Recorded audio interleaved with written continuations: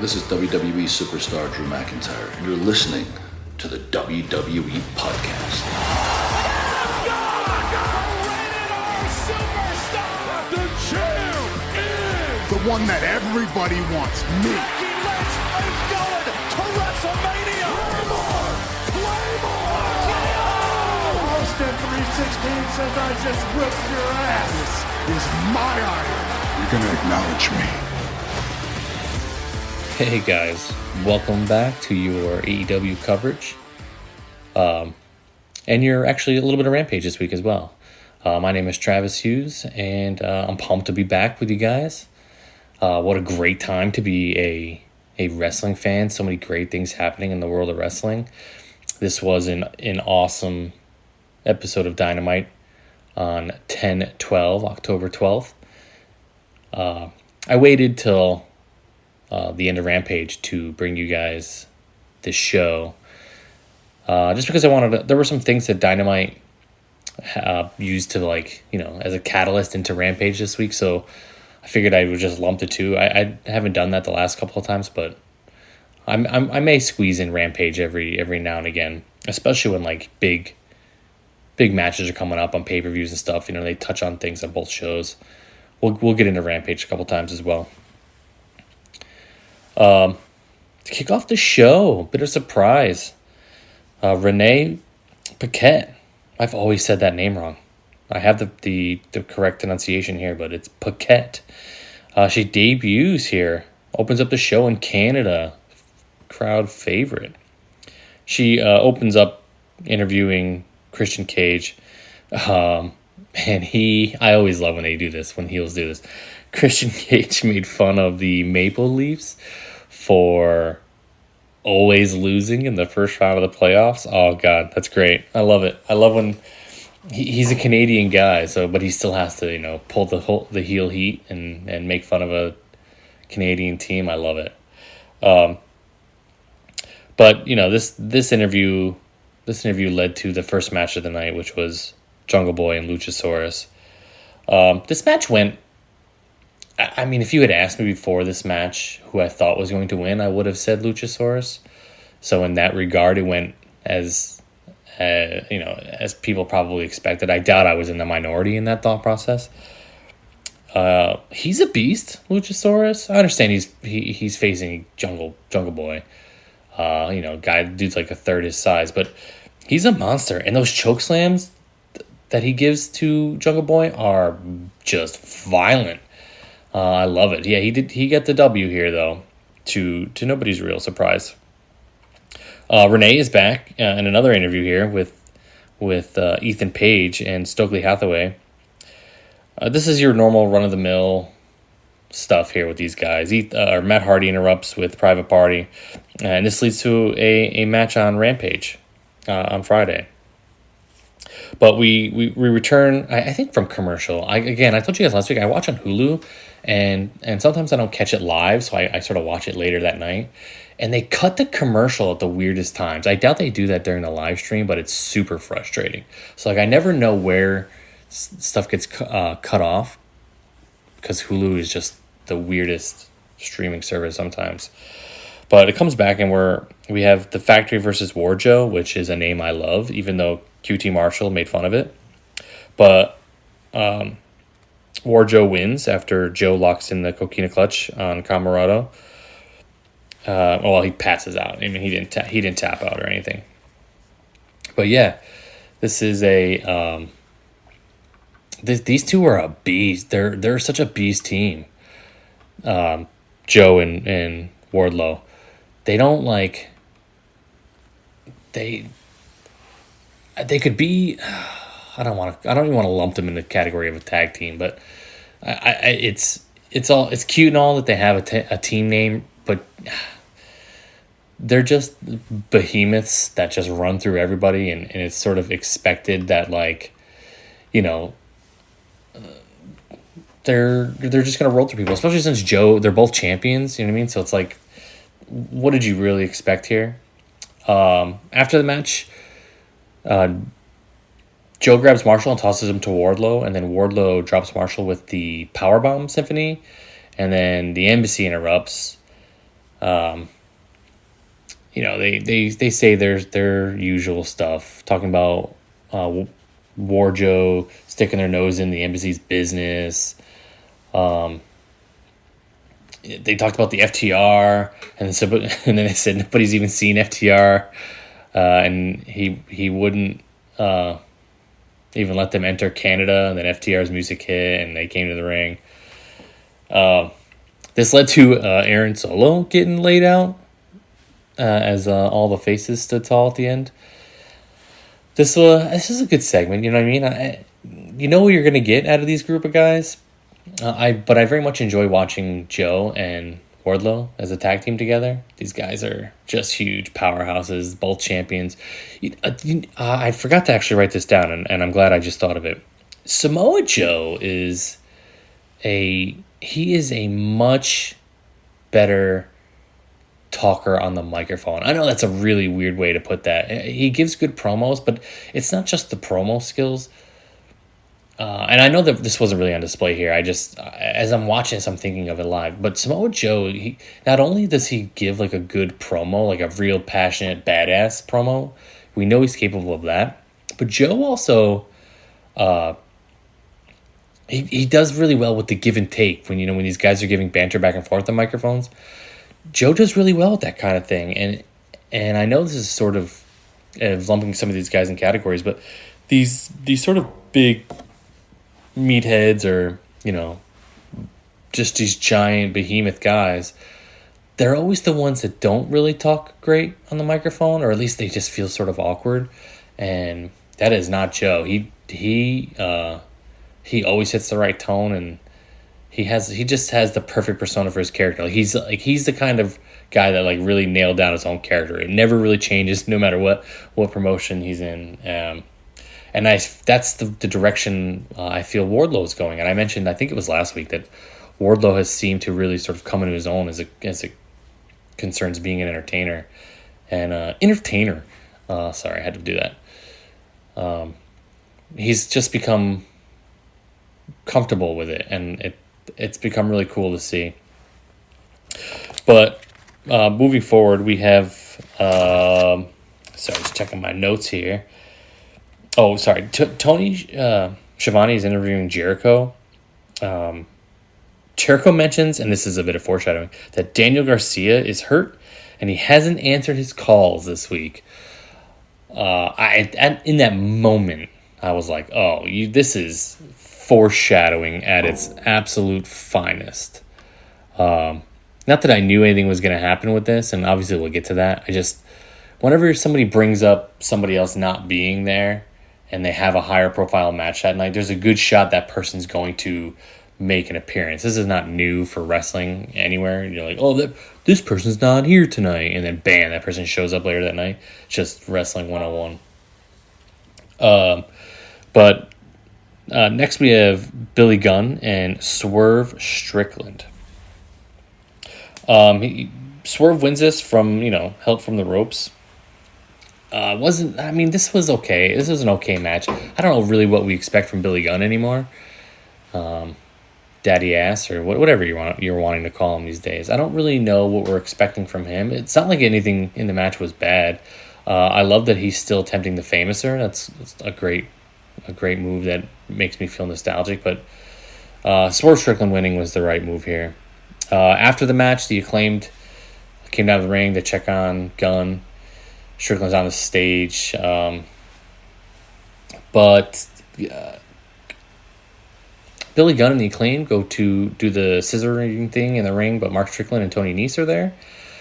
Sterling says, something about ignoring emails, and that Tony Nese says they have a document that has been issued to them. Something about they own the trademark to scissoring or scissor me.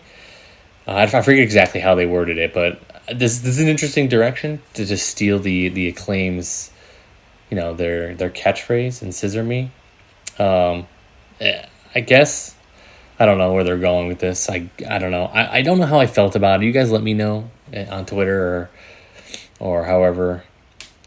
But these claiming like you own trademark to another team's catchphrase is a weird road to go down, but hey, I'm willing to give it a shot.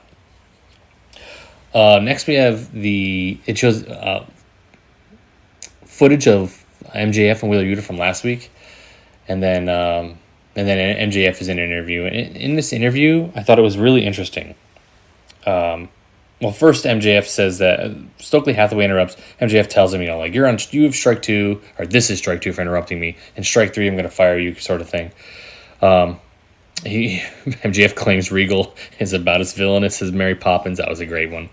But the part that I thought was really interesting here was that MJF had this. He claimed I looked at it as more like a moment of clarity, or at least him sort of giving you an insight, his character giving you an insight of why he does things the way that he does.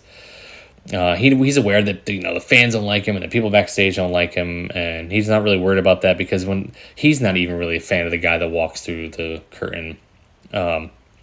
Says that though he may not like it, that's what it takes to be world champion. So, I thought it was interesting to show this sort of. He mentioned that he wasn't sure about shaking hands last week. He didn't say no, he wasn't going to shake hands after the match, but he also didn't say he was going to. But it's interesting to see this sort of side of MJF, and I think I prefer him just fully embracing the heel. I don't really know how I feel about him leaning towards towing the line with face and heel and being a tweener or whatever you want to call it these days. But I don't know if you guys picked up on that as well, but it was an interesting bit of context there. I wasn't sure what to make of that. I don't know if they're trying to turn MJF face, or I don't mean that in a way that this is definitely signifying the end of the heel MJF. I just mean these are a lot of times when you're going to turn a guy face or heel, you start planting those seeds very subtly, way, way, way ahead of time, to really achieve the perfect heel face turn. So maybe this is one of those moments. Maybe it wasn't. Maybe it was just MJF being like, I'm a bad guy. I don't care. I don't care if you like it. I don't even really like it, but that's what's required, kind of thing. That's also a possibility, but I'm interested in this.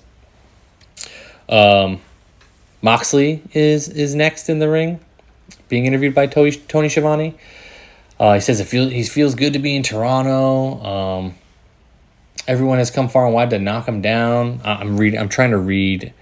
I can't remember his promo, so I'm trying to hit all the bullet points from his promo. But basically, he talks about what it takes to be world champion, and it's a lot of pressure, but he thrives under the pressure. Obviously, Paige is going to interrupt him here. You could have seen that one from a mile away. Paige says that Moxley said last week meant the world to him because he has watched Moxley in the past 3 years and has came to respect him in and out of the ring.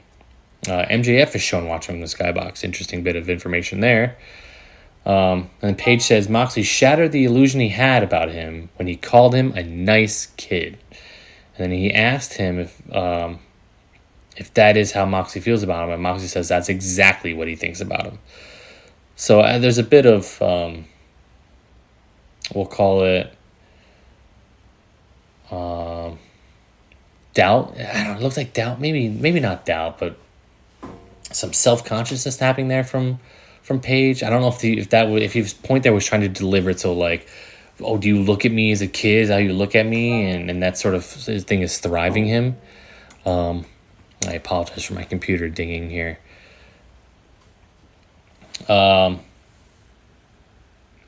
Paige says he has done some of the same things that Moxley has, and he keeps coming back because he's a man. I don't know what the purpose is of. I understand Paige's character. This is sort of up his alley, but like the doing things because I'm a man, like we get it, you know what I mean? Nobody really ever questions that sort of thing. I think it's because, and maybe you guys don't have the same opinion, but I think it's because Hangman Page. Oh man, I missed my joke, guys. I missed my joke. See, I'm reading off I have two things here. I write things down on a notebook, right, when I'm watching, and I write so quickly that a lot of it is just it's not eligible. You can't read any of it. So like I have to. Geez, man, I'm getting blown up here. I have to pull up sort of recaps from the show so that I can read things accurately to you guys, and then give you my thoughts on it from there. And I went to, as it was happening, as Page was coming out, I said to myself, and enter Hangman. And I was like, oh, that's a good one, like enter Sandman. And I wrote it down, and I missed my opportunity. If I went in order of the way I write things down, I could have gave that to you guys, and I missed that opportunity. That's my bad. Anyway, these two did. Moxley always gives a passionate speech. I think Hangman he's a step below Moxley for me. I know that he was a fine champion, but I felt like Hangman's run as champion was a bit lackluster. I don't like to speak for everybody in saying things like that. I don't necessarily know that that's the case or that everybody felt that way. It just didn't do it for me, and I really like Hangman Page, so I'm not hating on him by any stretch. I would prefer, and maybe this is going to sound crazy, I would prefer Moxley be a 4-time champion than watch Hangman do another lackluster run. And that may get me some heat, but hey, it's all right. Then there was a video package between Bryanson and Jericho that aired. Regal out for commentary. And then next up was the Ring of Honor World Championship match with Jericho versus Bryan Danielson. Jericho obviously escorted by the Jericho Appreciation Society. I know that I hated on Chris Jericho a little bit. Maybe not hated on, but I tend to say things like, I don't necessarily see the purpose in having a guy like Jericho constantly be main eventing everything. But I didn't mind this match at all. And I think it has a lot to do with Bryan Danielson. He is an absolute stud in the ring. Not that anybody needs to tell you guys that, but Bryan Danielson, like, can you guys remember when Kenny Omega had that wrestling match with the blow-up doll? I know some of you guys remember that. That's how good Bryan Danielson is. I'm certain that he could tell you that there's an invisible man in the ring and then proceed to have a match where he just kicks the crap out of himself. And we would give it 3 out of 5 stars, right? Because Bryan Danielson is that good. So no matter how old and slowed down I think Jericho is, he still has a great mind for this, and obviously it's really impressive how in wrestling shape he is still at his age. So to keep up with someone like Bryan Danielson it says a lot about Jericho and his commitment to this run at this age at this point in his career. At one point, I have so many thoughts going on here. I don't know that I ever thought Danielson would win this match. I just always assumed it was going to be Jericho.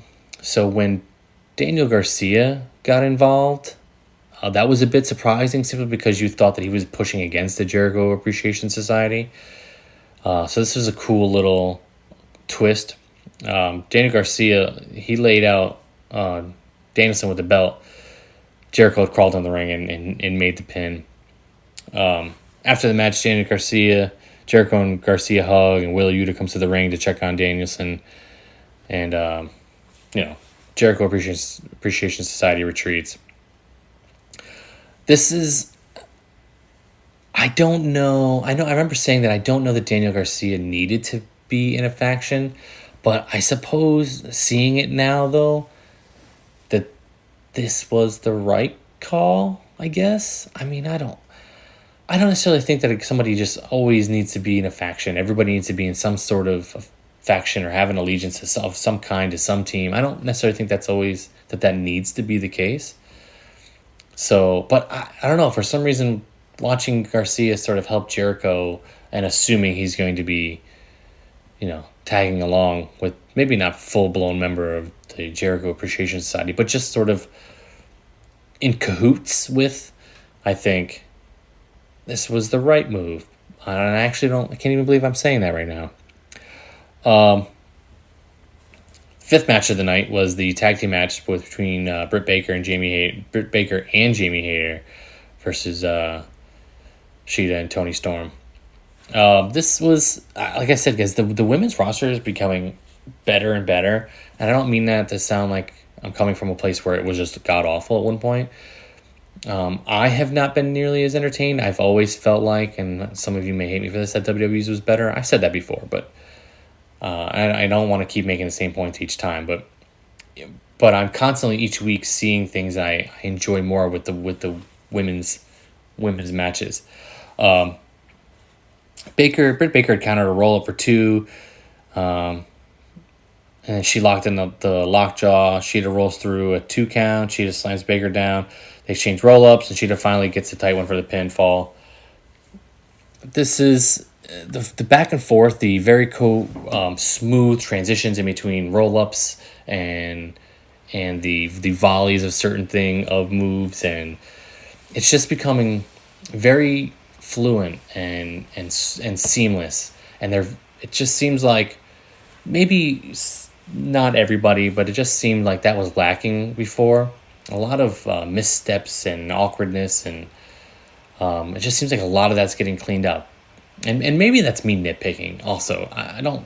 Feel free to yell at me again, guys. I know I offer that a lot, but I just feel like the women's wrestling in AEW is getting so much better.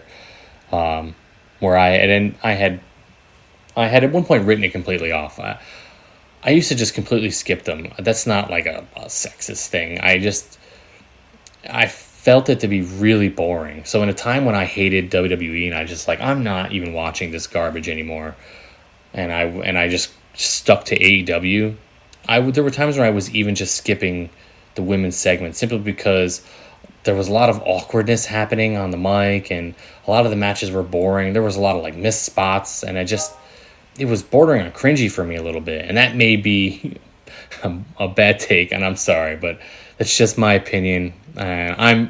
But truth be told, I know that that's the opinion of other people too. I've seen it on Twitter. I know that I'm not alone in that one. That just may not be the majority. But moving along, because I'm taking a lot of time up here, the match of the night, depending on how you look at it, I guess, but the part everybody was excited for, right? The All-Atlantic Championship match between Pac and Orange Cassidy. Now, before this match, I would have probably bet you every nickel in my pocket that Orange Cassidy was going to lose this match. I think Pac is a great heel. I tend to think heels have longer runs with titles simply because it's easier to do it that way. The chase is always more satisfying when it's lengthier than if it's just, a guy's chasing a title for a little while and boom, wins it. In this case, Orange Cassidy, the belt has eluded him. A belt has eluded him for a while. This match, I enjoyed this match. Usually I'm not a huge fan of Orange Cassidy, but I was very, very entertained here. I think first of all, I love Orange Cassidy's entrance music. I know I say things. I realize I say things, guys, and make it sound like I've just watched AEW for the first time. But I keep in mind that this is the first time that I'm saying things to you guys. So I'll just state random opinions that different opinions I have about AEW that seem like, okay, weirdo, would you just start watching AEW? No, I have most certainly watched just about every single Dynamite since the day it debuted. And I've watched some of these guys in Ring of Honor as well before they were ever in AEW. I just mean, so I'll just to give you a little bit of context there when I say things like I really like Orange Cassidy's entrance music. There's just, I'll randomly just throw things in like that. Don't mind me. Orange Cassidy got the W here, guys. I'm sorry, I'm dragging on. I actually couldn't believe it. AEW does this a lot where they sort of, they pull one over on me, and I'm like, I never would have thought. This is when AEW is just better than a lot of the other promotions. They will pull, not like, Raw, for example, this last week, where Seth Rollins beat Bobby Lashley for the United States Championship. I saw that coming. They announced it last week. I saw it coming from a mile away. As soon as Rollins lost to Riddle at Extreme Rules, I was like, okay, so Rollins is winning the United States Championship tomorrow. I didn't know how. I didn't think Brock Lesnar was going to show up. But I saw it coming from a mile away. So in this case, maybe there was something I missed that you guys saw. Let me know. But I did not see Orange Cassidy winning this match. I was genuinely surprised. And I was really happy to see it. After the match, Best Friends and Danhausen joined Cassidy in the ring to celebrate, and the show came to a close. It was an awesome moment. What an awesome way to end Dynamite. Like, super cool to see. In sort of maybe a little bit of irony, I waited until Friday to record, guys, so that I could catch Rampage and sort of include Rampage in it. But I'm actually running out of time here a little bit, so I'm going to touch quickly on Rampage. And the reason I wanted to include Rampage is because there was just a few things that happened on Dynamite that were going to be more present on Rampage as well. And some stories don't always carry over into Rampage week to week, but I'm sure you guys already know that. The first match of the night was Claudio and John Moxley versus the Butcher and the Blade, which I love those names, by the way. The winners of that match were John Moxley and Claudio. Renee was backstage with Swerve and Keith Lee. Swerve laughs at Billy Gunn and the fact that Sterling trademarked the scissor me thing. Keith Lee isn't thrilled with Swerve shenanigans, and he has stuck with him this long because he actually believes in him. I don't really buy it with Keith Lee. The sort of disappointing father thing he's doing here. I wasn't a fan here. The Dark Order is in the back with Renee, and they're not happy with their loss last week. Joe the assistant was here. He wants to talk to 10. 10 says that next week he wants Rush, and if he wins, he'll leave him alone. Hands in Stu Grayson, AEW. He wouldn't miss this. Sorry, I'm reading off my notes. Sometimes they make no sense, guys. I'm sorry. You'll have to stick with me a little bit. Second match of the night, Nyla Rose and with Vicky Guerrero versus Marshaff, as I like to call her. Nyla Rose was your winner here. The third match was Isaiah Cassidy and Ethan Page, where Ethan Page got the W. And then match 4 was FTR and Shawn Spears versus Gates of Agony and Brian Cage. FTR and Shawn Spears got the W here. Spears dropped Cage with a DDT on the floor, which was a pretty gnarly spot. The blind tag to Cash, and FTR dropped Khan with the heart attack. And then C4 by Spears wraps this one up. Rampage is what it is, guys. They don't have a whole lot of time, which is fine. A point I wanted to make though before we go, and I'm sorry I didn't cover as much Rampage as I wanted, and that I waited all week to cover Rampage, and then I didn't give you nearly the coverage I wanted to, and I just sort of blew through that. It also wasn't really what I was expecting it to be. I was expecting a bit more by way of carryover storyline wise. But the one thing I will say though is, just as an example, Rampage and even SmackDown are on Friday nights, and I don't really think that that's an awesome idea because it's the weekend, right? At least on Monday and even Wednesday, you have people who are still in the thick of the week and are looking forward to sitting down at night watching television a little bit before they go to bed. On Fridays, man, people are out doing stuff. Not me, I'm old, but people are out there doing stuff. So I just feel like a lot of times they put stuff on Fridays that it's story and it needs to be done, but it's not as important.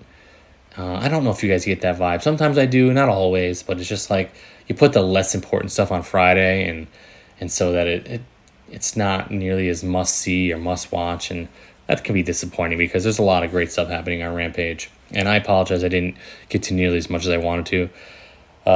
I did tell you guys that eventually I'm gonna get it together here. It's been a wild couple of weeks for me trying to make this transition from doing one show to two. I know I'm a bit scatterbrained, but I promise you I will get together. I promise I'll stop making my sign off basically like, hey guys, I'll get it together. But I appreciate you sticking with me. I'm really excited for this first pay-per-view coverage here we're going to do. And I appreciate any and all feedback. So hit me up, TJH_7. Thanks for hanging out with me, guys. See you next week. Thanks for listening to the WWE Podcast. Don't forget to subscribe on your favorite podcast app so you don't miss a show, or head to WWEpodcast.com.